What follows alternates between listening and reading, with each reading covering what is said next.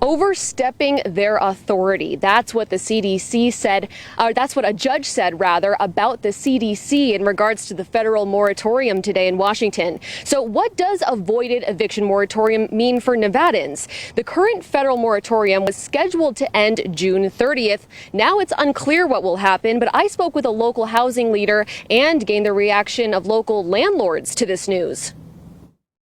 I mean, this is forcing people out of business and forcing people to lose a lot of money. Himself included. The landlord says during the moratoriums, he's lost more than $150,000 in revenue combined from his 2 motel properties.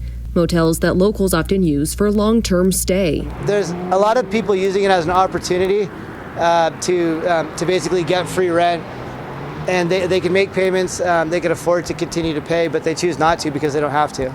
That's not the case for all of his tenants, and of course, many are truly hurting for cash from the economic impacts of the pandemic. But he says he's hoping the latest federal ruling results in an end to both moratoriums, the statewide one included. We have business expenses that we have to pay, so we have mortgages and loans that we have on the property. We're also paying for utilities. We're paying for water, sewer, electric. We're paying for cable TV, internet. According to the Nevada State Apartment Association's Susie Vasquez, months-long delays in CHAP rental assistance dollars are broadening the burden for landlords. But there's a lot of landlords right now that are struggling and will probably be foreclosed on.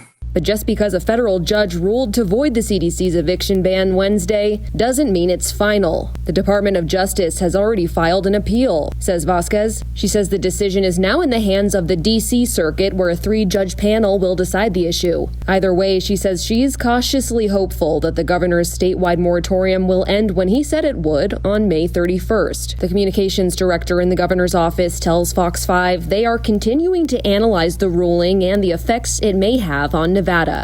I hope he's said it in a news conference. I mean, he was confident that by May 31st, we were going to be good to go. And we're headed in that direction for sure, without a doubt.